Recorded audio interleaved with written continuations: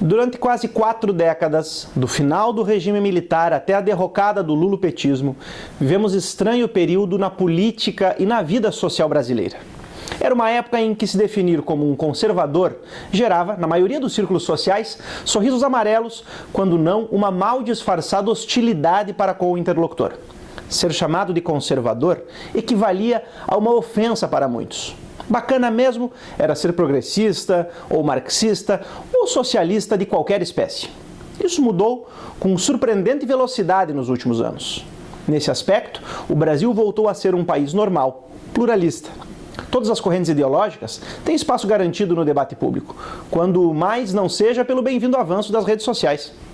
O conservadorismo passou a ter o merecido protagonismo que lhe era negado e muita gente passou a se identificar com essa corrente.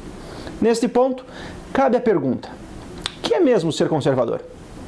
O primeiro passo para uma boa resposta é apontar o que não faz parte do conservadorismo. Em primeiro lugar, o conservador não é um reacionário. Durante muito tempo, a esquerda brasileira, dos seus acadêmicos à militância, denegriu o conservadorismo equiparando ao reacionarismo, à preservação intransigente da ordem, mesmo de uma má ordem, à aversão a qualquer mudança, mesmo quando necessária. Vejam, isso em nada se assemelha ao conservadorismo, que sempre foi aberto a reformas, quando não as liderando. Foi nesse sentido a ação política de Joaquim Nabuco, de Tancredo Neves e de Roberto Campos, para ficar apenas em alguns dos mais representativos conservadores brasileiros.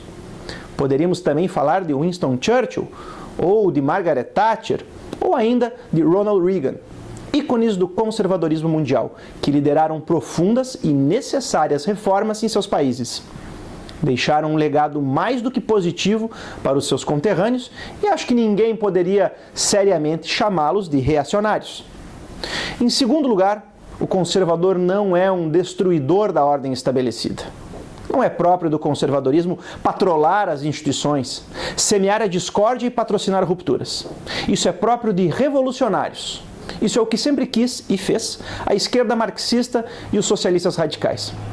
Conservador quer a reforma das instituições, quer corrigir os seus erros, quer aperfeiçoá-las, mas não destruí-las. Quantos não foram os conservadores amargamente arrependidos de terem apoiado rupturas institucionais? Rui Barbosa certamente é um dos mais conhecidos. Emprestou seu apoio à nascente República Brasileira para, alguns anos depois, arrepender-se e desculpar-se perante o ex-imperador, exilado em Paris, dizendo: Majestade, me perdoe, eu não sabia que a República se tornaria isso.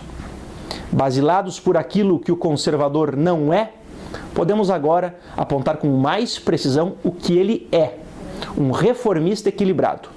Sempre foi uma marca registrada da ação política conservadora e do pensamento conservador promover a reforma dentro da ordem e não apesar dela.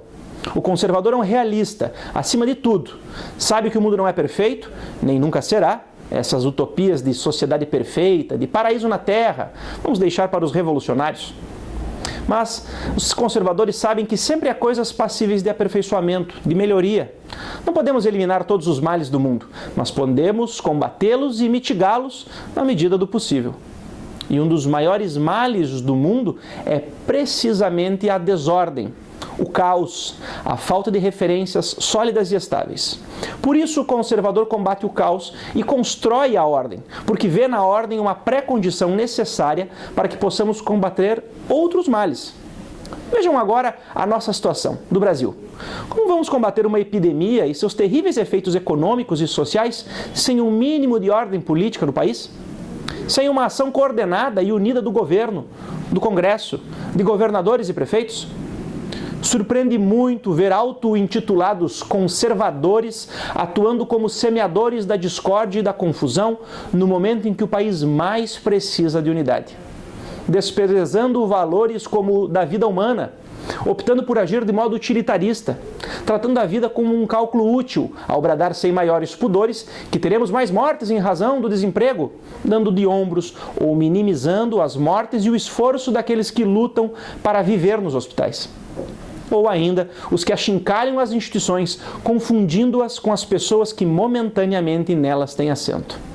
E é claro, não podemos esquecer daqueles que demagogicamente desconsideram o papel do direito na construção da ordem, que é algo tão caro a um conservador, e que pregam abertamente a desobediência do ordenamento jurídico e das leis construídas pelas instituições representativas, ironizando os que trabalham para melhorar a realidade por meio delas, tratando-os como ingênuos, como prudentes e sofisticados, postura a ser desconsiderada em nome da realpolitik, como dizem alguns reacionários por aí, que se movem cegamente por um messianismo populista dos mais chinfrins.